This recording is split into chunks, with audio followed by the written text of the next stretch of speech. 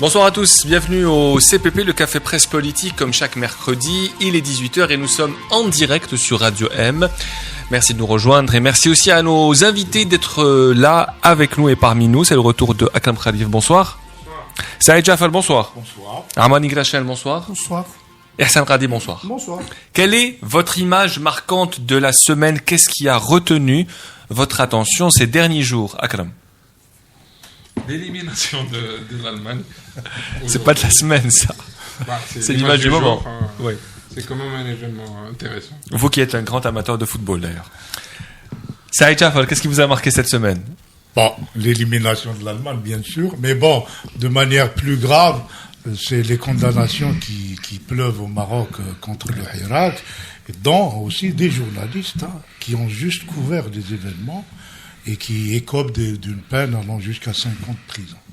C'est vraiment inquiétant ce qui se passe au Maroc. Armani Grachel, qu'est-ce qui vous a marqué cette semaine? L'interdiction par le Walid Annaba d'une commémoration de l'assassinat de Mohamed Boudiaf. Information confirmée. Confirmé, oui. C'est le fils de Boudiaf qui a donné l'information. Ihsan Radi, votre image marquante de la semaine? Elle m'a été piquée par Akram Khalif. Non, mais, je ne vais pas parler de football, mais de sport lié à la politique. La délégation algérienne qui devait aller aux Jeux de Tarakan, les Jeux militaires qui se déroulent dans un relatif anonymat en ce moment. C'est dommage, un Jeu militaire, c'est une belle épreuve.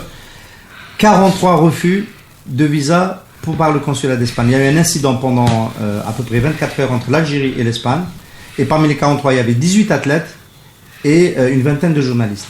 Et ils n'ont pas embarqué dans l'avion qui partait à Tarakan pour les Jeux méditerranéens. Ça a fini par s'arranger, mais ça dit beaucoup de choses sur à la fois la nouvelle politique d'attribution des visas de Schengen et l'image de l'Algérie en Europe. On commence évidemment ce café presse politique par l'information qui est tombée hier, tel un coup près. C'est la révocation du patron de la police, Abdelghani Hamel. Donc un décret présidentiel a été publié hier. Le président a mis fin à ses fonctions, l'a remplacé par Mostafa Al-Habili qui était le directeur général de la protection civile depuis 2001. Un départ inattendu. Abdelghani Hamel, le puissant patron de la police depuis 8 ans, son nom était cité comme un éventuel successeur, un dauphin du président déjà en 2013. Un nom qui continue à circuler. Première question, comment vous avez réagi tout de suite sur le coup à cette information de limogeage? Saïd Jafal, vous étiez un des premiers. Akram, vous vouliez pas parler? Oui, parce qu'il y a 2 événements en fait. Oui. Le premier, c'est son allocution. Le matin. Et le second, son limogeage. Personnellement, j'ai été très étonné par sa déclaration, faite en plus devant de multiples caméras et journalistes, qui a été très très bien articulée, il faut le dire. Et j'ai été un petit peu moins étonné par son limogeage. En fait, c'était une conséquence. En fait, il a joué au dé sa place. Entre-temps, le général Gaïd Salah a rendu hommage aux forces navales qui, dans l'opération, ont de cocaïne. Donc, le même jour. C'est-à-dire, on a eu déclaration de Hamel, déclaration de Gaïd Salah et décret de limogeage. Ahmed Gaïd Salah qui était dans la deuxième région, il était à l'ouest, en plein exercice. Et le chef d'état-major qui a déclaré que le fait que 700 kilos de cocaïne aient été saisis prouve que l'armée travaille et prouve que les forces navales aussi, peut-être, ce sont des messages cryptés au patron de la police. Comment vous avez réagi à cette information de limogeage? Vous vous êtes dit quoi sur le coup? Personnellement, ça m'a autant perturbé que l'annonce du décès de Ali Tounsi. Donc ça m'a autant choqué. Bon, heureusement pour Abdelghani Hamel et Ramel aussi, il n'est pas mort, il est vivant. Il est à l'air libre, mais il est, tu sais, pour le moment, il est à l'air libre. Mais on a eu une journée de crise, c'est-à-dire quand on aligne ces événements, on a eu une journée de crise. La déclaration de l'Hamel, c'est en quelque sorte une mise, c'est-à-dire un message en fait au président ou bien à son frère, pour dire que quand même je suis mis en cause. Soit vous me défendez, soit non. À mon avis, la réponse est venue, c'est que Le choix pour Gaïd Salah est très franchement, clairement établi. Et ce n'est pas Al-Hamel, même s'il était le candidat présumé à la succession. Et on parlera plus Donc tard la crise s'est dénouée. On a eu une journée de crise qui s'est dénouée par un perdant et un gagnant. Ihsan, comment vous avez réagi à ce limogeage? Bon, beaucoup de gens ont dit que l'été sera chaud. Est-ce que vous êtes d'accord? Oui. Non, alors il y a beaucoup d'interprétations. Le citoyen que je suis, Hamel, il a essayé de se construire une image on va dire de policier républicain qui va essayer de mettre les formes dans la manière de gérer les mouvements de foule, parce qu'il avait même inventé un concept de gestion démocratique des foules. Ce qui est vraiment un leurre. Donc Hamel était pour moi quand même l'incarnation d'une forme de répression du mouvement social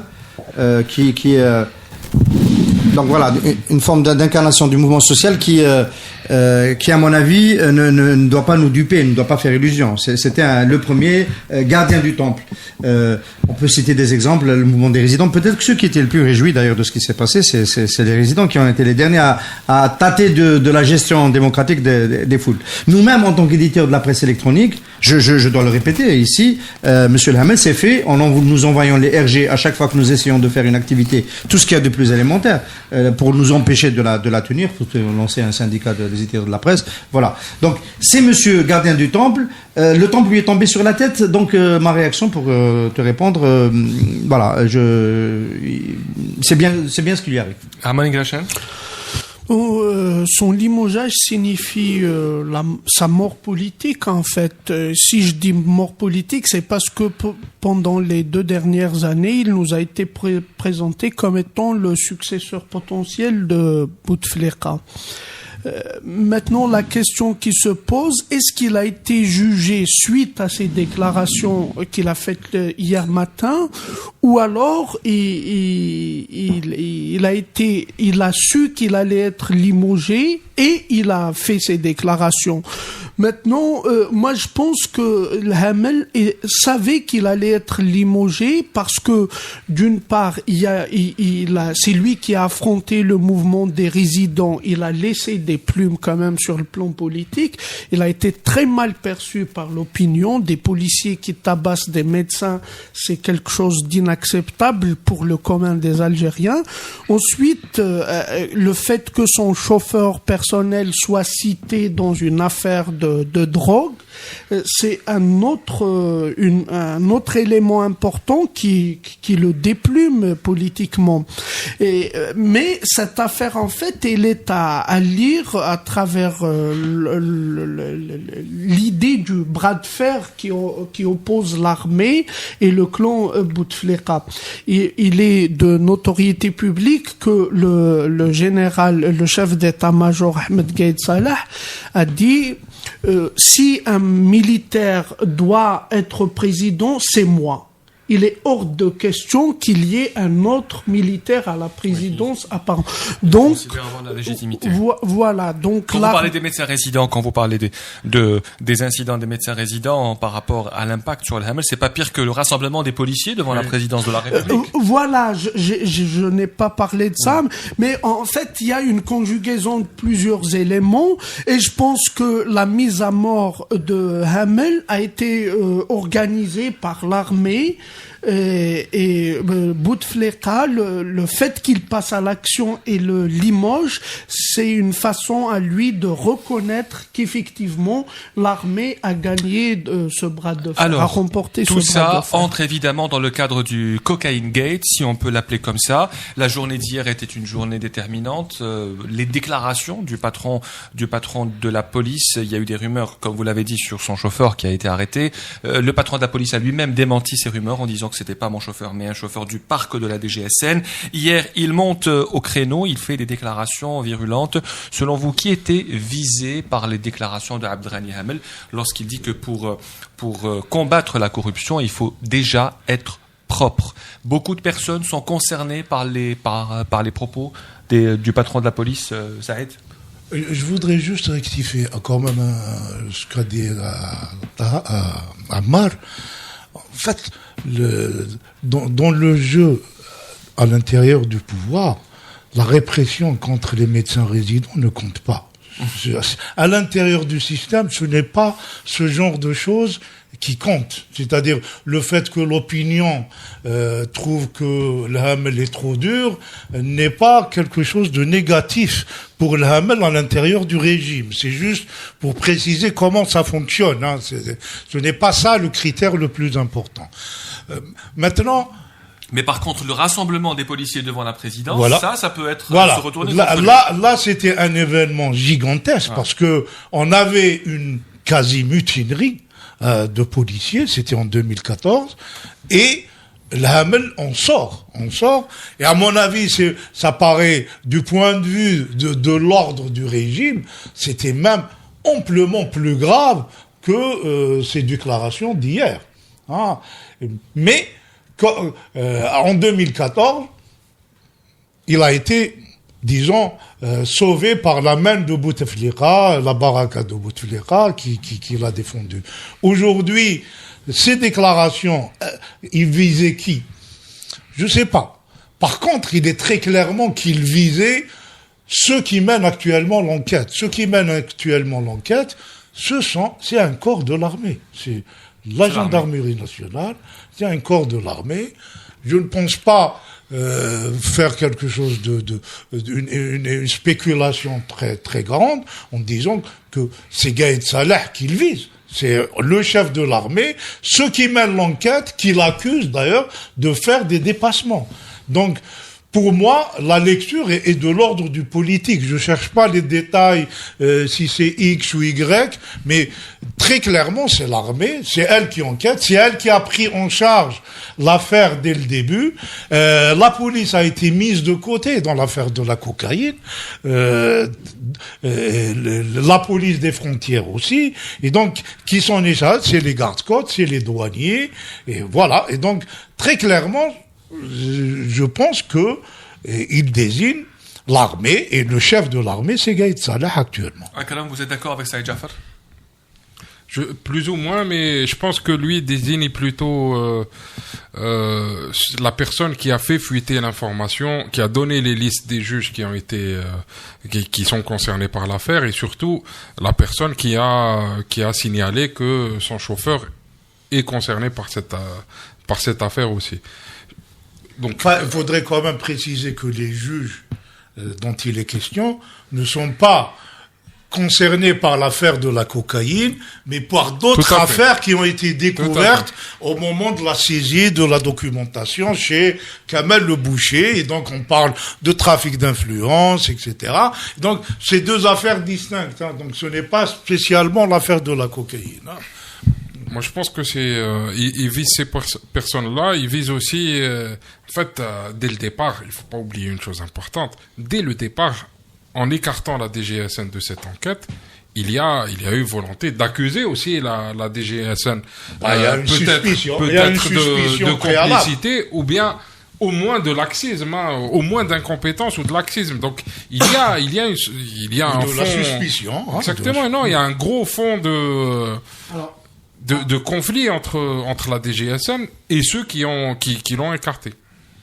Alors au sujet de la DGSN, des complicités et de comment l'enquête s'est développée, nous avons eu la bonne idée de republier la vidéo que nous avons enregistrée ici à Radio M avec Maître Bourayou. Maître Bourayou et ses voisins de la cité Sorikal étaient en conflit avec Kamal Chekhi, le promoteur, qui était venu empiéter, prendre une partie de leur copropriété aux sources pour construire une promotion. Bien.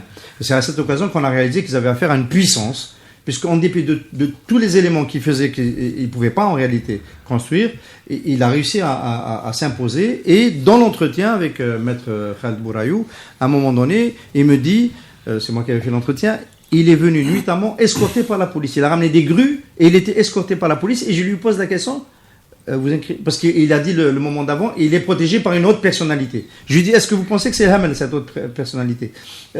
Pour dire qu'il y a 2 ans, il y avait peut-être comme ça, de manière, on n'a pas fait attention, c'est Radio M, c'était au détour d'une discussion, mais peut-être déjà les éléments d'une complicité de ce type-là. Ce promoteur était protégé par la police, laquelle police a empêché la tenue d'une assemblée générale de constitutif d'une association de quartier, comme quoi c'est toujours lié, les libertés démocratiques et la corruption. Quand on peut s'organiser sur le terrain des droits, on se défend mieux contre ce type de pratique. Je referme la parenthèse. La même affaire, 2 ans après, ça donne tout à fait autre chose. Qu'est-ce qui a changé ? C'est l'approche de la présidentielle. De mon point de vue, ce qui a changé, c'est le bras de fer autour de 2019, de la succession éventuellement, si Bouteflika ne peut pas, etc.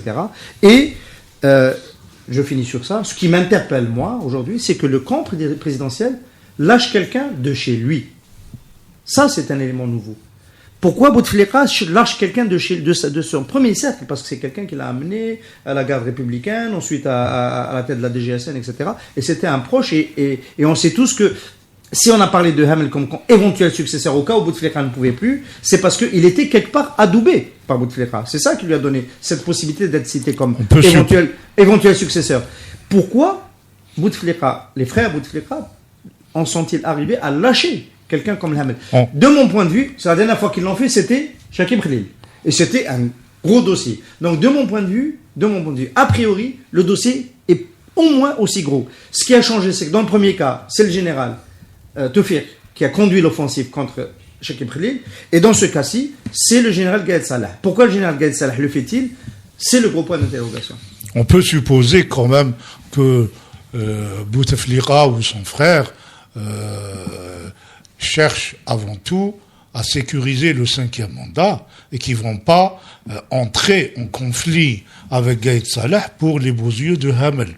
On peut supposer qu'ils ont lâché de manière très froide en faisant un calcul de gains et de pertes, et que l'essentiel pour eux, c'est que le 5e mandat se déroule, et c'était le prix à payer aujourd'hui pour le 5e mandat. Voilà. Ils n'ont pas lâché le général patron de la gendarmerie nationale qui a fait 126 morts en Kabylie. Non, et ça nous a coûté le MAC. C'est quand même important. Et quand il décide de protéger quelqu'un jusqu'au bout, il est resté à la tête de la... Non, la différence, c'est comme pour le Camra. C'est comme pour le Camra, c'est-à-dire quand ça concerne la société.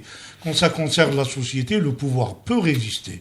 Quand ça concerne les pôles qui sont à l'intérieur du régime, il doit peser le pour et les contre, et il cède. Je pense que sur ça, ils ont estimé que ça valait pas la peine de défendre Hamel et se mettre à dos le chef de l'armée. Est-ce qu'on peut parler d'une crise politique? Nous sommes à 9 mois d'une élection présidentielle encore de plus en plus cruciale aujourd'hui avec tout ce qui se passe et avec Abdelghani Hamel, le dauphin depuis longtemps qui était définitivement écarté. Vous parlez d'une crise.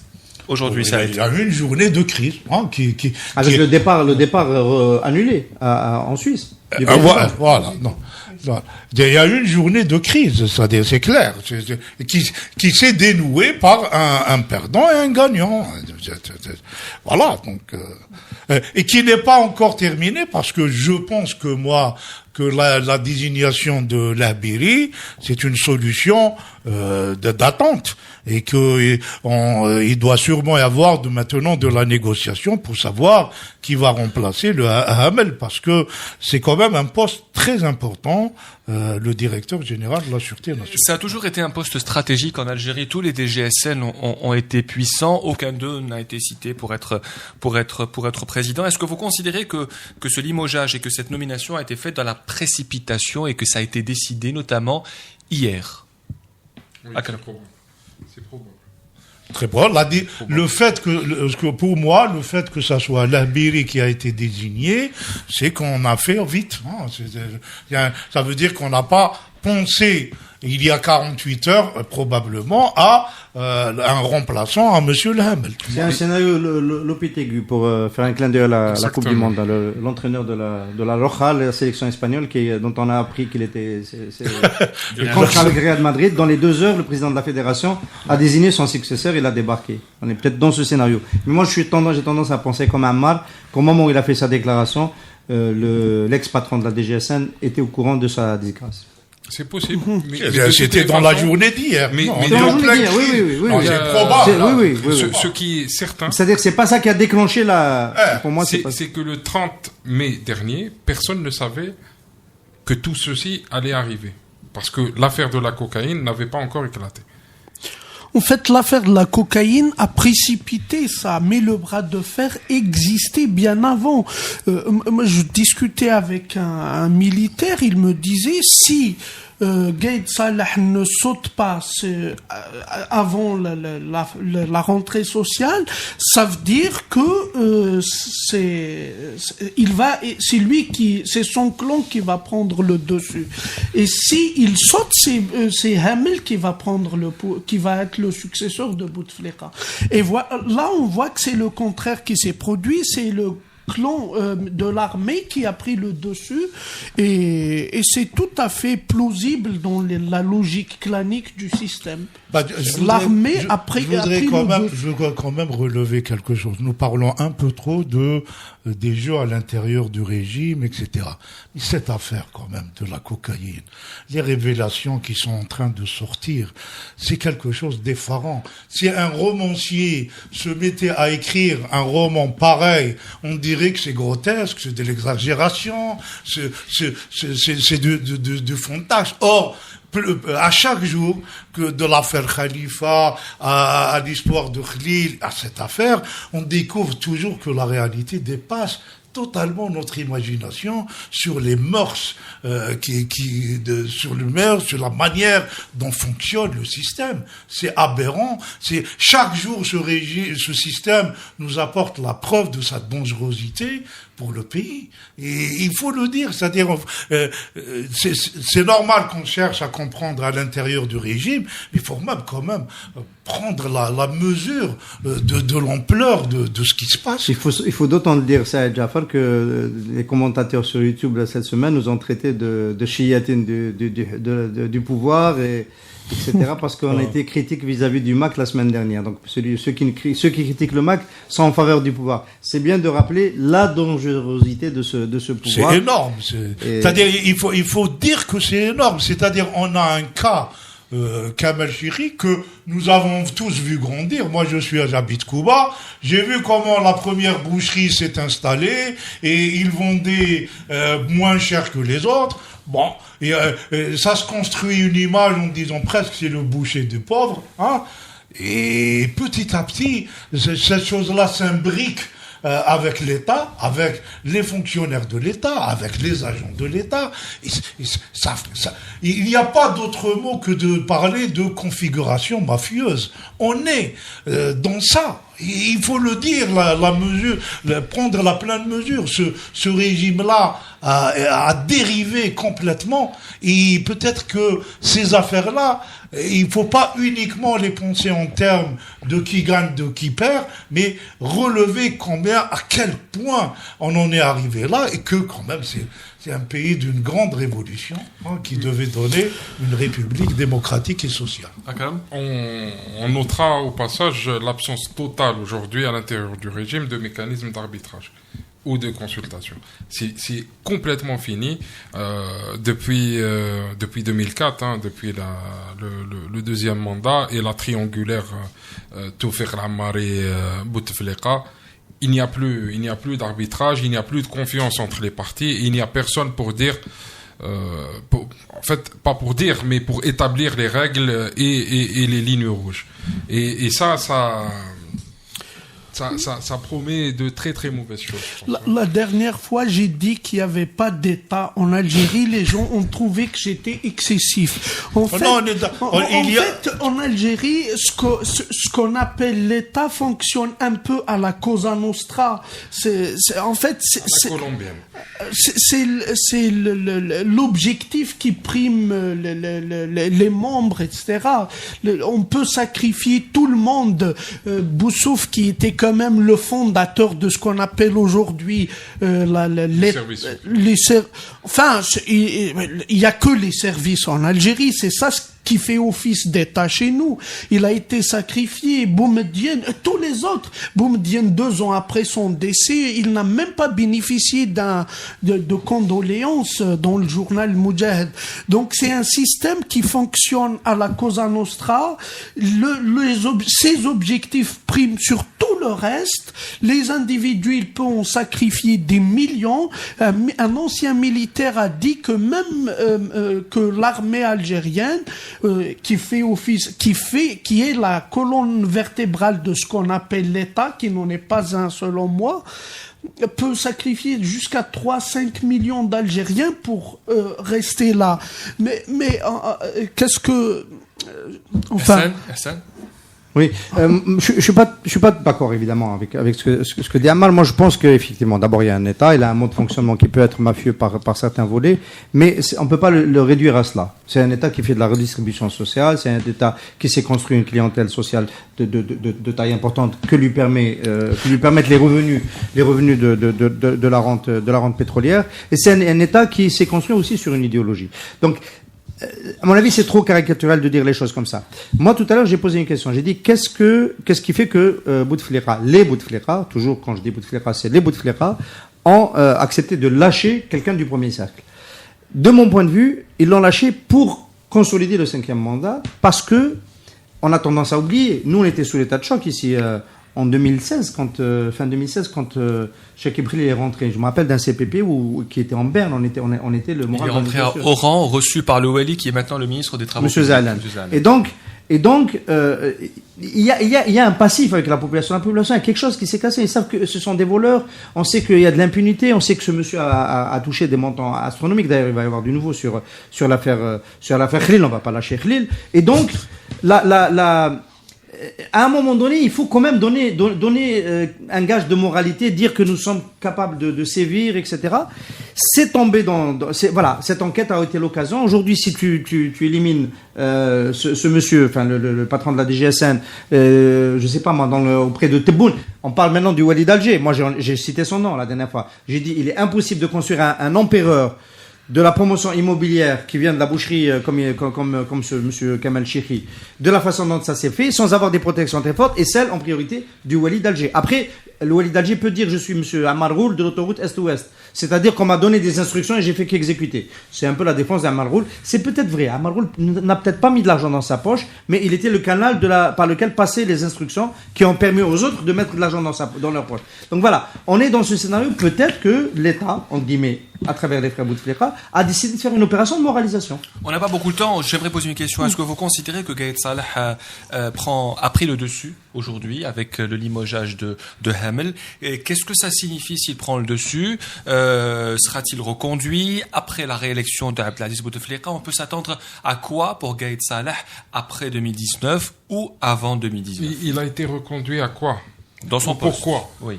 Non, il est chef d'état-major depuis 2004. Il restera encore en position. Je ne vois aucune raison pour la stabilité de ce qui va venir, élection, etc., de changer, de procéder à un remaniement à l'intérieur de l'état-major.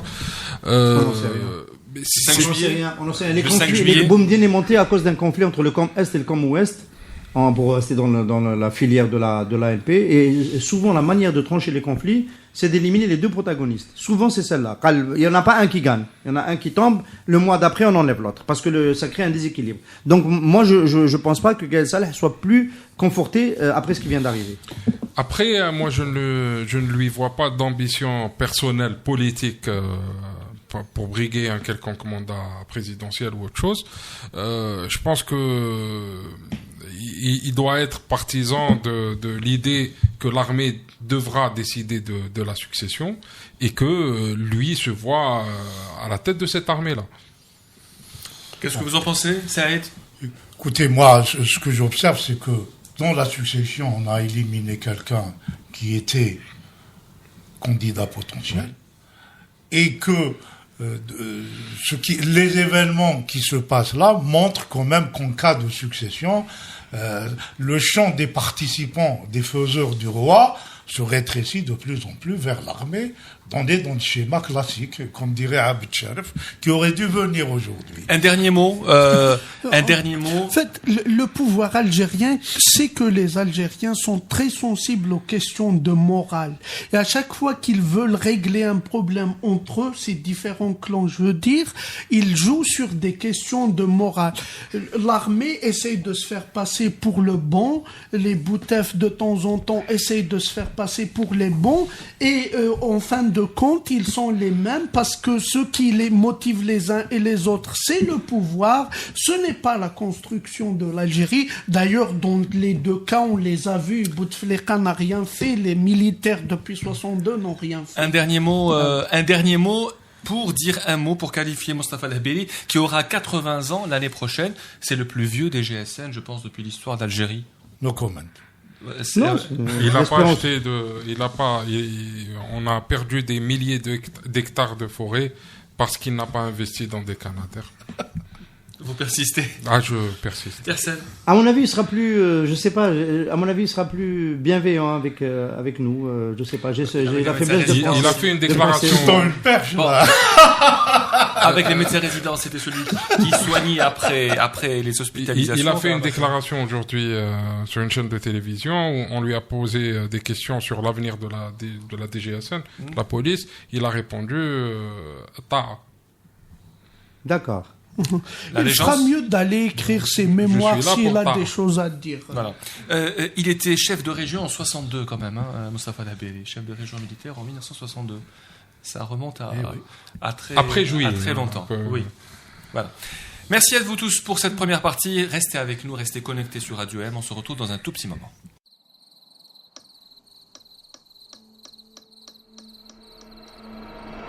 Les nuits vous paraissent longues, vous ressentez de la frustration, du stress, du mal à dormir, vous êtes à bout. Détendez-vous.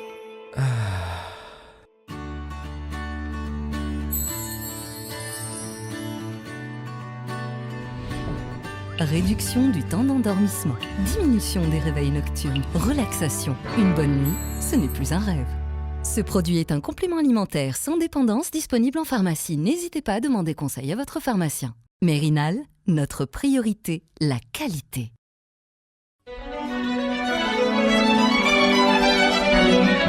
Pour bien s'entendre, il faut bien s'écouter. Rendez-vous sur M, la petite radio du Grand Maghreb.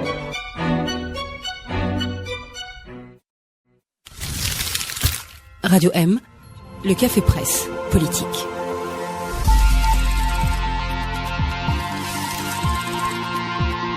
Bienvenue à la deuxième partie du CPP. Je pense qu'on va passer directement à la Coupe du Monde. On va parler de football. Non, on va parler de football. Non, pardon. C'était le Maroc avec les condamnations d'El Hirak qui sont tombées hier. Mais avant ça, bien sûr, le grand sujet d'actualité cette semaine, c'était les coupures d'Internet qui interviennent comme par hasard à la veille du lancement de Alger Smart City, le grand événement qui a commencé aujourd'hui à Alger et qui se poursuit jusqu'à demain. Beaucoup de critiques sur les réseaux sociaux sur ces coupures. 3e année, le gouvernement tente d'expliquer. Est-ce que vous considérez qu'on explique l'inexplicable? On a eu des coupures, il faut le préciser, il y a eu des coupures des réseaux sociaux essentiellement, plus que d'Internet. Internet a plus ou moins fonctionné. Ah bon, il n'y a pas d'Internet cette fois-ci. À la première heure de chaque examen, c'est tout l'Internet qui était à l'arrêt. Ce n'est pas les réseaux sociaux. Même le Wi-Fi. Même le Wi-Fi, même la DSL. Même la DSL. Oui, pendant toute la période du bac, Internet a été coupé exactement 11 heures, selon les chiffres officiels. Voilà. Pendant 11. Et c'est gravissime. C'est pas les réseaux sociaux. C'est gravissime. J'ai interviewé un expert en TIC, Ali Ghlan. Il a dit que la norme internationale en matière de continuité d'accès à Internet, c'est une coupure de 5,6 minutes par an. C'est-à-dire quand un fournisseur d'accès Internet signe un contrat avec une banque, une compagnie d'assurance, il doit garantir une coupure, une continuité de service. En Algérie, on a coupé Internet pendant 11 heures, ce qui exclut de fait tous les providers algériens d'une possibilité d'accéder au marché international. Okay. Ça, c'est d'un point de vue économique, au moment où on parle d'ambition, d'aller vers une économie numérique, etc. C'est dans la semaine où la ministre a parlé d'aller au Mali, pitcher pour la troisième licence de téléphonie. 4e. Rien que pour ça, l'Algérie ne va pas avoir le... Mais il y a le côté politique, le fait que on ferme Internet parce qu'il y a un examen du bac, c'est une reconnaissance que tous les candidats sont potentiellement des tricheurs. Dans ce cas, faut-il privilégier un examen que des tricheurs passent sur l'économie nationale? Si c'est le cas, c'est grave. Si tous les candidats sont des tricheurs, c'est grave. Et le fait même qu'on le pense, ça veut dire qu'il y a une déliquescence, une dégringolade de la morale publique. C'est plus... Pourquoi les Algériens trichent à une échelle industrielle? Est-ce que l'argument du gouvernement... comment vous entendez cet argument du gouvernement pour éviter les tricheries au bac? Est-ce que vous considérez que, à part ces coupures, il n'y a pas un moyen efficace de lutter contre ces tricheries? Qu'est-ce que vous pensez de cet argument? C'est pas vrai. Il y a des moyens techniques déjà. Il y a moyen d'installer des brouilleurs. Et pourquoi ils le font pas? Je pense qu'ils ne le font pas pour des raisons de répartition du budget et que c'est beaucoup plus facile de décider de couper Internet et de laisser l'économie se débrouiller, pour pas dire autre chose, plutôt que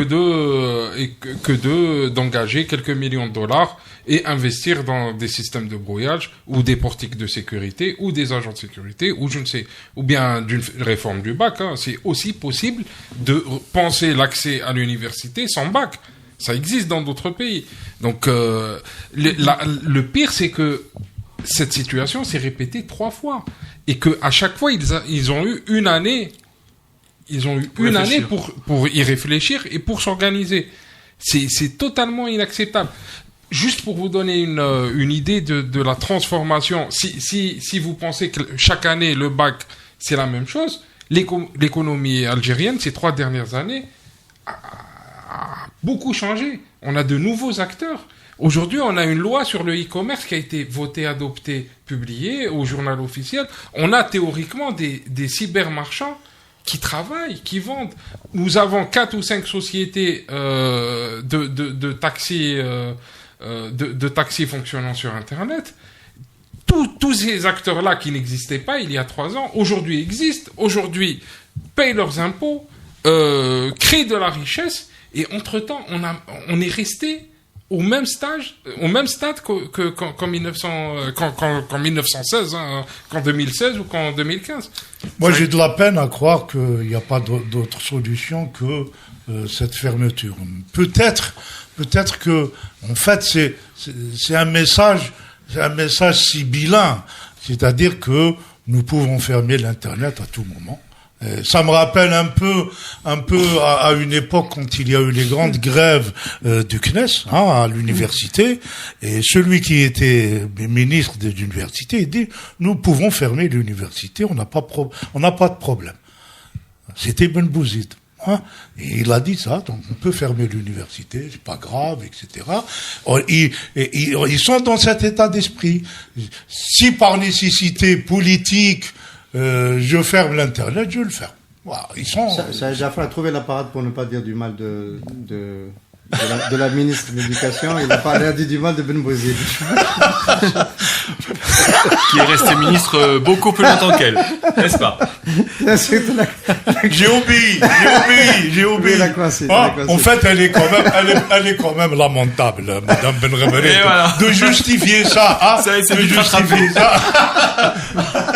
Voilà, jouer à l'intellectuel, le moderniste, etc., puis justifier des mesures d'un archaïsme plat, c'est triste.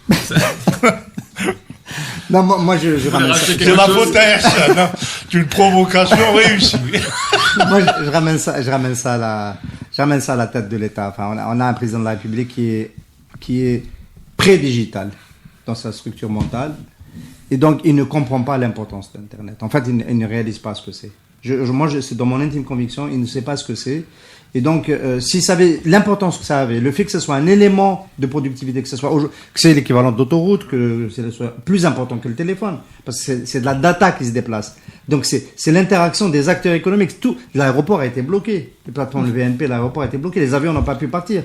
C'est-à-dire, on ne réalise plus ce que c'est Internet quand on coupe Internet. On ne sait pas l'importance d'Internet. À la tête de l'État, on a un chef d'État qui ne sait pas ce que c'est Internet et donc qui peut prendre cette décision ou laisser prendre cette décision sans réagir. On pense lui faire plaisir en faisant cela. C'est la première idée. La deuxième, il y a quand même un noyau de quelque chose qu'on veut toujours vendre qui est de l'ordre de ce que notre ami Ammar appellerait le populisme révolutionnaire à l'algérienne, c'est l'égalité des chances. On veut maintenir un certain symbole de l'égalité des chances. Ça s'incarne dans le bac. Le bac en Algérie, on sait que avant il y a du piston, on sait qu'après il y a du piston à la fac. J'étais avec Farid Farah qui m'a raconté. On était dans un colloque sur l'économie numérique pendant les coupures de bac à Béjaïa. Voilà, pour vous dire le ridicule de la situation. Et il me racontait un peu comment ça se passe à l'université. Aujourd'hui, les notes, etc., c'est terrible. Donc, l'égalité des chances, on essaie de tout charger sur le moment du bac. Et on sait qu'en fait, même là, il y a toujours des parades pour que les plus nantis, ceux qui ont les plus de possibilités de ma'rifa, etc., réussissent. Donc on essaie de créer ce symbole de l'égalité des chances, mais en produisant un dommage et un préjudice colossal à l'économie algérienne. Vous voulez rajouter quelque chose sur ces coupures Internet? On peut s'attendre à d'autres coupures l'année prochaine ou d'ici là peut-être que des choses seront faites Tu voudrais faire parler de Nouria, non. Non, je dis que peut-être qu'en un an, est-ce que des choses peuvent être réalisées? C'est triste d'avoir deux femmes impliquées. Nous, on est content d'avoir des femmes dans le gouvernement. On est content, on veut les défendre. On veut défendre leur bilan, etc. Mais elles nous déçoivent. Voilà, elles nous déçoivent. La Houda Iman Feraoun, elle passe son temps à se défendre par rapport à ce qu'elle fait au niveau du secteur. Son bilan est mauvais.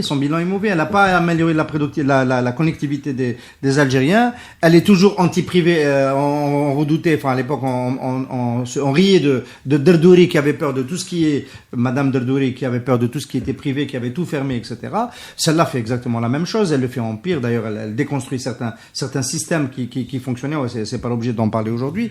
Et en plus, elle accepte de couper Internet. Voilà, c'est très décevant. Bon, les hommes n'auraient pas fait mieux s'ils étaient au même poste, mais on aurait voulu que les femmes soient plus intelligentes quand même. Surtout. On passe à notre sujet avant de nous quitter. C'est évidemment ce qui s'est passé au Maroc hier. La justice a rendu son verdict sur le procès de l'affaire El Hirak et les peines sont extrêmement lourdes. Même les observateurs internationaux ne s'y attendaient pas. En tant que journaliste, on est aussi concerné parce que des journalistes ont été condamnés parce qu'ils ont juste donné des informations. Reporters sans frontières a dénoncé hier également ces condamnations contre des journalistes marocains, des condamnations injustifiées. Zefzafi, qui est le leader de ce mouvement, a écopé de 20 ans de prison. Quelle signification peut-on donner à ces condamnations au moment où on s'attendait à un apaisement de la part de la monarchie, du roi du Maroc, qui pourrait fermer les yeux, qui pourrait tendre la main? Finalement, la main n'est pas tendue. Elle est tordue. Oui. Ouais. Il y a le chiffre des peines de prison cumulées pour les jeunes, c'est 360 ans de prison. Et ce sont des jeunes qui ont juste exprimé une colère vis-à-vis d'une injustice et réclamé pacifiquement un peu de justice sociale. En fait, l'ampleur de la répression est telle que ce jugement, c'est violent, c'est une mesure violente, ce n'est pas un acte de justice, c'est une mesure de violence, parce qu'en fait, le régime marocain a découvert que c'était un mouvement social authentique, très enraciné, qui menace l'ordre établi, et que ils envoient un message très dur, très violent, et non pas un message d'apaisement. C'est vraiment un message brutal et inquiétant, parce que il est clair que ça va pas se passer aussi facilement que le régime ne le croit.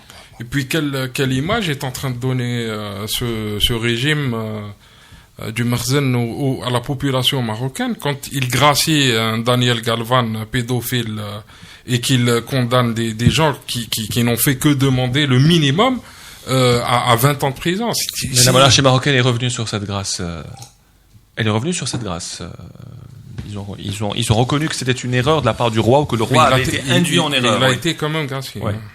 Et qui n'est plus revenu au Maroc parce que je pense qu'il est toujours en Espagne. Hassan, les condamnations du mouvement Al-Hirak. Choquante, et puis voilà, moi je suis toujours, j'essaie de rester en éveil, mais vis-à-vis de la propagande sur l'image, le lobbying sur l'image du régime marocain. Je parle pas du Maroc, du peuple, de la société qui reste dynamique. La preuve, le Hirak, mais aussi la preuve de la réaction de la société civile vis-à-vis de ces condamnations. On a beau être en éveil, mais il y a toujours ce décalage. On a l'impression d'avoir affaire à un État qui est moins brutal qu'il ne l'est réellement, et à des occasions comme ça, on réalise combien il est brutal. Dans l'ADN du système politique marocain, à son niveau, il y a quand même une très longue tradition de répression qui ne s'est jamais démentie. Ça, il faut quand même l'observer quand on voit sur la longue durée. On a tous lu Gilles Perrault, on sait comment a fonctionné le Notre père, ami le roi. Hassan II. Ça, c'est tellement lourd que même le fils était obligé de l'admettre. Hein. Mais il n'y a pas eu de réforme en profondeur par rapport à cette pratique. Il y a eu peut-être une ouverture, Youssoufi, gouvernement à un moment donné, c'était déjà sur Hassan II. Voilà. C'était déjà sur Hassan II. Mais pas suffisamment longue, la science politique. Il y a des critères pour que des habitudes répressives soient relativement perdues. Et encore, ça peut toujours revenir, ça peut toujours rechuter. Mais on se rend compte que ça reste un État très répressif. Et ce qui a entretenu cette démarche-là, c'est que c'est une force occupante, une puissance occupante au Sahara occidental, qui fonctionne sur le régime de la puissance occupante, c'est-à-dire qui est en mode répression tout le temps. Donc les prisons marocaines sont remplies de contestataires et d'indépendantistes sahraouis. Et donc le logiciel du système est d'abord un logiciel répressif. Et quand ça s'exprime dans le territoire marocain historique, dans le Rif, c'est le même logiciel qui se met en route. C'est très préoccupant. Nous qui voulons l'ouverture des frontières, moi en tous les cas je parle pour moi, l'ouverture des frontières, le rétablissement d'une relation normale, le développement des relations économiques avec le Maroc, pour essayer de construire le Maghreb de demain, parce que nous avons besoin du Maghreb de demain, c'est pénible de constater combien quand même le régime marocain est un obstacle à cela. Le régime algérien, nous en parlons tout le temps. On sait que c'est un obstacle. Le régime marocain l'est au moins dans les mêmes proportions, sinon plus, parce que c'est aussi une puissance occupante. Amani Grachan. En fait, le mouvement Hirak a démonté un peu l'image que le Maroc essaye de donner de lui-même, de vendre à l'extérieur. Il a donné l'image d'un Maroc quand même qui patauge dans la misère, dans la marginalité sociale, etc. Et ça dérange énormément le pouvoir marocain, parce que le pouvoir marocain, ce qui l'intéresse, c'est son image à l'extérieur, pas vis-à-vis de sa population. Il est dans une logique d'ouverture absolue. Et il se soucie davantage de l'extérieur que de l'intérieur. Et malheureusement, il faut le dire, c'est que les États européens, occidentaux, etc., ils se soucient moins des histoires de droits de l'homme, etc., que de leurs intérêts. Que le Maroc réprime sa population, ça ne dérange pas les Occidentaux. Ce qui les dérange, c'est que la stabilité du Maroc et leurs intérêts au Maroc soient remis en cause. Et malheureusement, c'est ça, donc une condamnation lourde. À cette dureté de la sanction, c'est peut-être aussi le signe d'un problème de fonctionnement du régime avec Mohamed VI, qui s'est constaté par de nombreux observateurs, il est de plus en plus absent. C'est-à-dire même physiquement du pays, hein, c'est-à-dire il voyait, c'est comme si la fonction royale qui en Maroc qui a une fonction exécutive, elle n'est pas purement honorifique. C'est le pouvoir exécutif et chez le palais, et donc c'est un roi qui est peu présent au pays, et du coup comme il est peu présent, donc il gère pas directement la vie politique et sociale du pays, et du coup c'est le Merzen qui s'en charge, et la tendance, hein, c'est de pousser vers l'extrême le zèle, hein, le zèle de fidélité, de loyauté, et ça donne des mesures absurdes de prison excessives, quoi. Et des absences parfois imprévues et non annoncées, comme l'absence du roi du Maroc 24 heures avant la visite d'État du roi d'Espagne, Felipe à Rabat. Merci à vous tous. Non, du roi d'Espagne. En fait, l'absence du l'Espagne, par tradition, quand un nouveau chef de gouvernement arrive, c'est sa première et la première visite est au Maroc. Donc, Sanchez n'a pas pu aller au Maroc parce que le roi n'y était pas. Non, je parle d'un incident qui a eu lieu il y a un an. Moi, je parle. Mais à ma connaissance, nous parlons d'un incident, nous parlons d'un événement tout près. Oui, mais Sanchez a entamé par le Maroc sa première visite à l'étranger. Non, il est parti en France. Il l'a pas encore fait. Il est parti en France. Elle était prévue, donc oui, elle a été annulée. C'est ce que vous êtes en train de dire. C'est ce qu'on est en train de dire. Le roi n'était pas au Maroc. Merci à vous tous d'être venus au Café Presse Politique. Ihsan Qadi, Ammar Igrachen, Akram Khalif et Saïd Jafar. À très bientôt. Au revoir.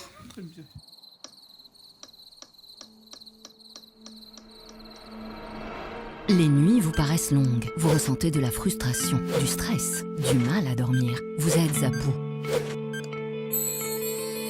Détendez-vous.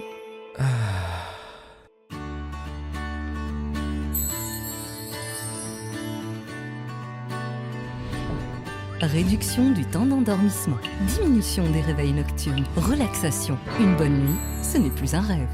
Ce produit est un complément alimentaire sans dépendance disponible en pharmacie. N'hésitez pas à demander conseil à votre pharmacien. Mérinal, notre priorité, la qualité.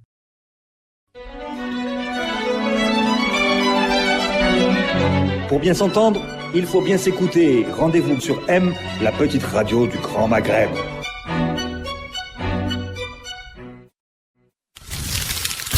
Radio M, le Café Presse Politique.